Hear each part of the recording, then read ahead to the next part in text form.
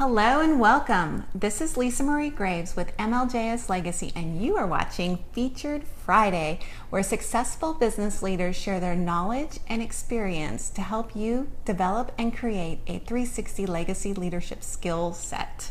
Today, I have with me pretty close friend or growing friend that I have here, amazing lady, Janet Duval.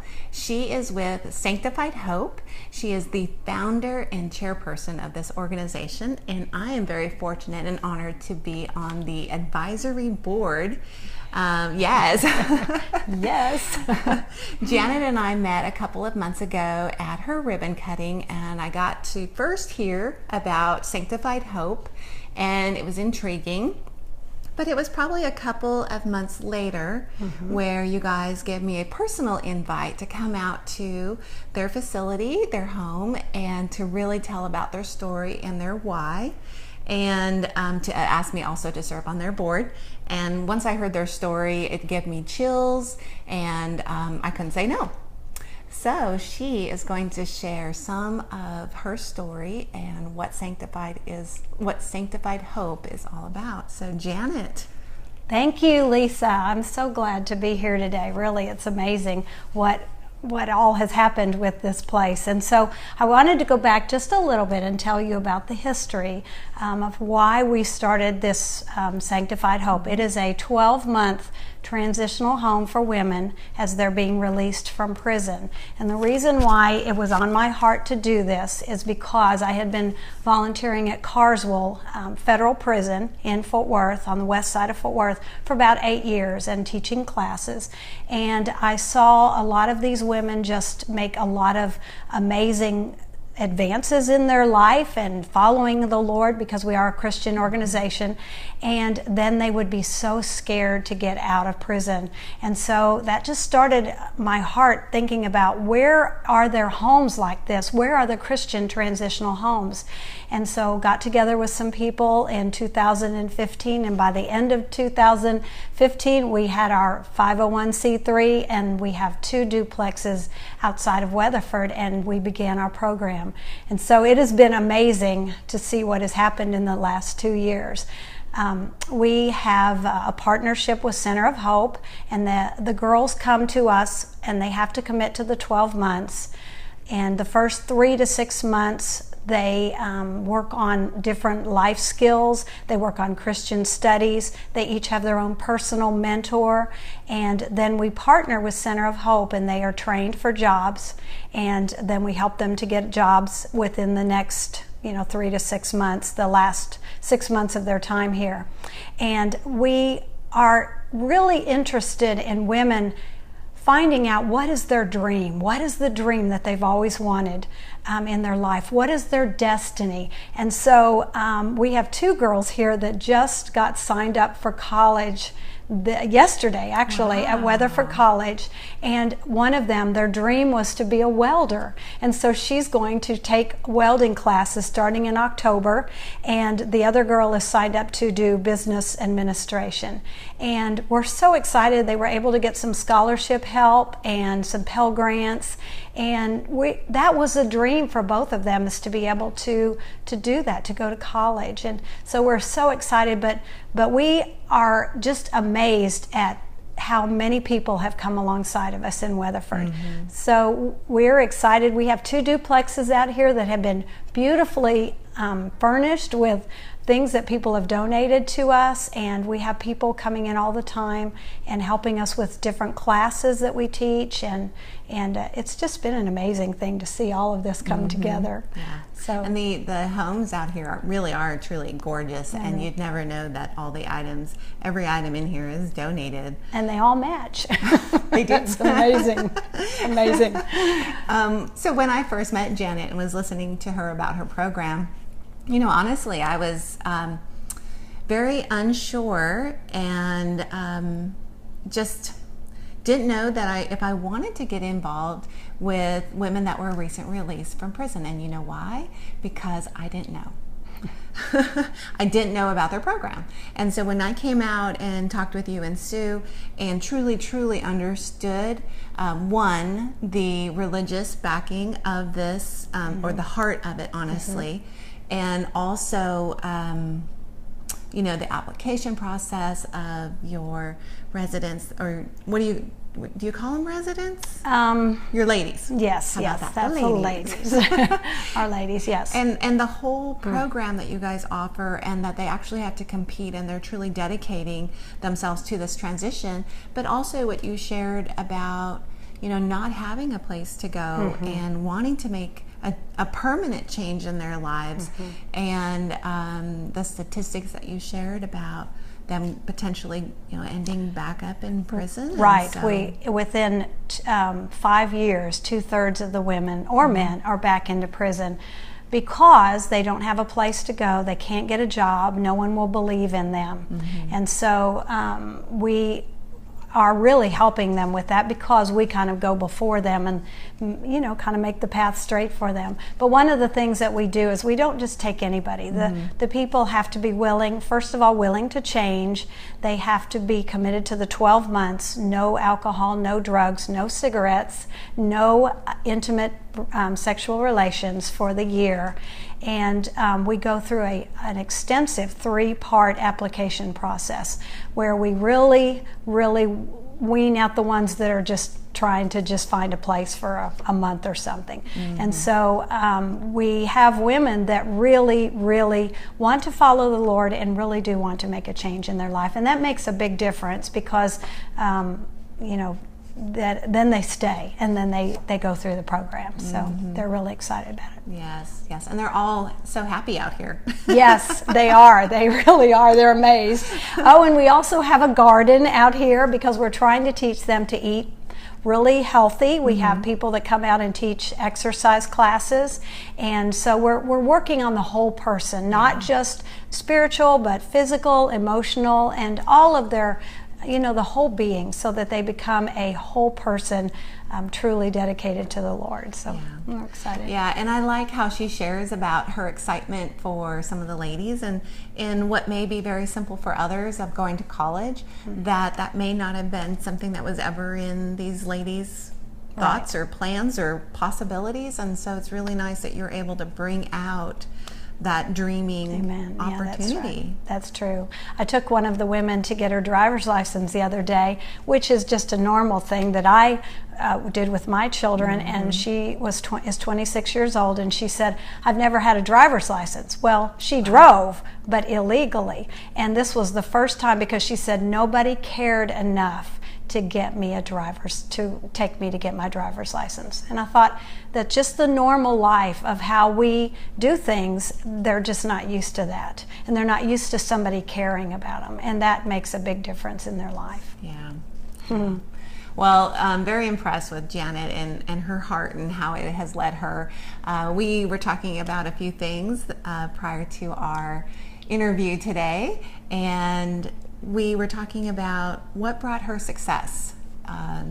Did you live in Parker County? Yes, I've lived here for about 42 years in Willow Park, and I have known about Weatherford, but not to the extent that I know them now. Yeah. Because this is an amazing place to live. I'm so thankful to live in Weatherford, where it's a small enough community where the people know each other and they just support one another.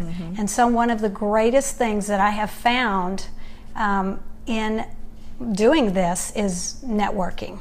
And networking has proved to be a great thing. When we first started out in 2015, a friend of mine moved here from California to be our first executive director. She had 23 years working in a nonprofit organization in California. She knew about nonprofits, and she knew that we needed to get out in the community. So we basically spent about a year getting to know people. We went to civic organizations, we went to churches, we had our ribbon cutting at both chambers, and we just started telling people our story. And we had booths at different events, and we just we didn't have any women at that time. We were just preparing ourselves. We were writing all our policies and procedures and bylaws, but we just went out in the community and said, this is what we want to do. And by doing that, we got people interested in what we were doing, because there is nothing like this in Parker County at all. And we even had a meeting that Van Hauser did for us at Northside Baptist and invited all the officials, the sheriffs, the precinct chairman of our precinct, the police chief, and we just had all kinds of people come, and he said, this is what they're going to do. Do you all have any problem with this? And he said, you better speak now or forever hold your peace. And so we just had a great meeting, and they said, we're for this. And so we just went on, and it's just been amazing to see how people have come to help us with this endeavor. Yes, and it's definitely Parker County and Weatherford, it specifically, is a very giving community. We actually have several nonprofits in our area. Yes. And I love what you're saying about the power of networking. But networking is not just being out and speaking your business. It is about creating relationships. And you have definitely built some very strong, solid, foundational relationships, which I know has really brought, as you were sharing with me, one of the keys to your success. It has been. It's been great, really great. Yes, and then the second question or piece of advice I'd love for you to share. So you were in a nice, solid, comfortable job. And then you're going to take this huge leap of faith and start a nonprofit. So what advice would you give to somebody that may have something that is really tugging at their heart and it's really speaking to them, but it is definitely a huge leap of faith? Well, let me say about my nice job. My nice job was raising 4 children and homeschooling them and being a stay-at-home mom. So I had never done anything like this, even though I had volunteered at a lot of nonprofits like the Grace House and different places.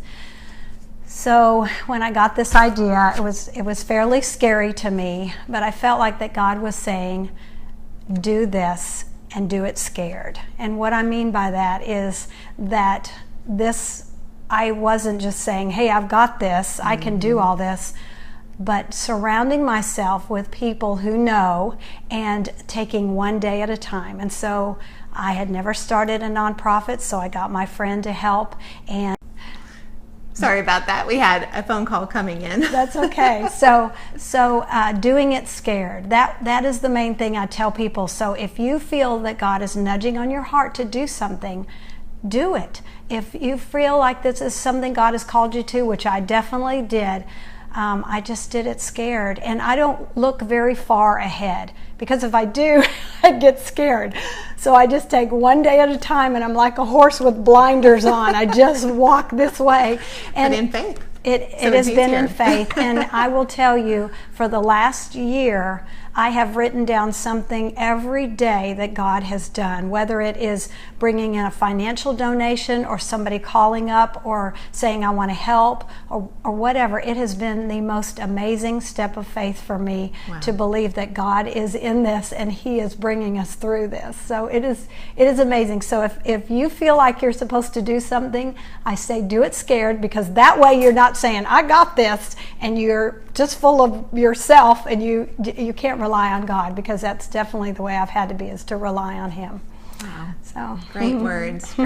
Thank you so much for sharing that. Yes. So with nonprofits, you have to be pretty creative with getting funds, and you guys have come up with some great ideas for fundraisers, and you have one that's coming up in a few weeks. I do. We're so excited about this. We decided to have a fashion show, and we are going to have it on August the 12th. It's going to be at Trinity Bible Church in their sanctuary, and we are partnering with about 9 different shops in town.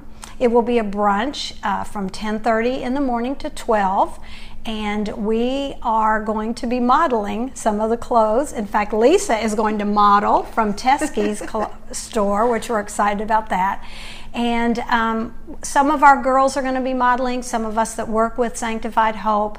And so we would love for you to come, maybe bring your daughter, because we're going to be modeling fall fashion, but modest fall fashions, which is sometimes hard to find for Christian women that want to be modest and yet look very, very stylish. And so I want to just share with you the stores that have come alongside of us, if that's okay. Adonia Grace and Cowgirl Chicks, Belk, Beach Hut Mobile Boutique, Lily's Loft, Resale Secret, Hope Chest, Teskey's, and Rustic Comanche. These stores will be selling some of their wares there also. So I would love for y'all to come and be part of this. Like I said, it is a fundraiser, but it's also letting you see our girls. They're going to be telling some of their stories on the videos, and so it'll just be a time for you to get to see what Sanctified Hope really is. And so like I said, it's August the 12th. You can go on our website at sanctifiedhope.org and register, or you can get on there and find our address and send us a check in the mail, either way. And so, is it on Eventbrite as well? It's on your Facebook. Is it on your Facebook? It's on our Facebook page. Yes. It's on both chambers, and it is on Eventbrite. Yes, that's okay, good. That's how we're advertising. And it's Ooh La La? Ooh La La fashion show. We're doing a Paris theme, and it should be a really, really fun time, and just a time to let people know who we are and to see some of our women. Yes, so we're excited about it. So please make an effort to attend their Ooh La La fashion show on August 12th. Which on is a Saturday. Saturday, 10:30 to 12. Yeah, check out the latest fashions, but more importantly, really come and hear about Sanctified Hope and meet some of the ladies that are out here.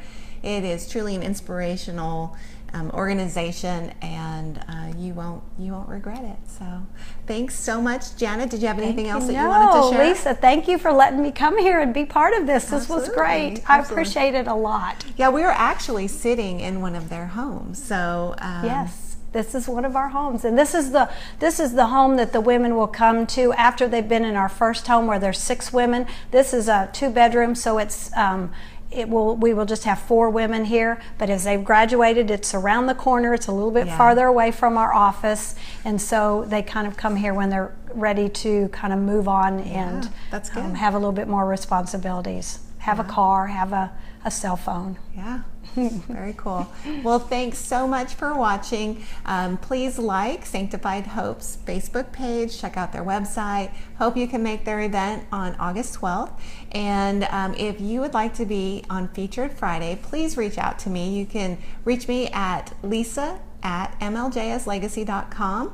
Of course, my Facebook page is MLJS Legacy, and I would love to feature you on Featured Friday so that you can share your knowledge and skills with others so that they can build, create, develop their 360 legacy leadership skills. Thanks so much for watching. Have a great day. Bye-bye. Bye.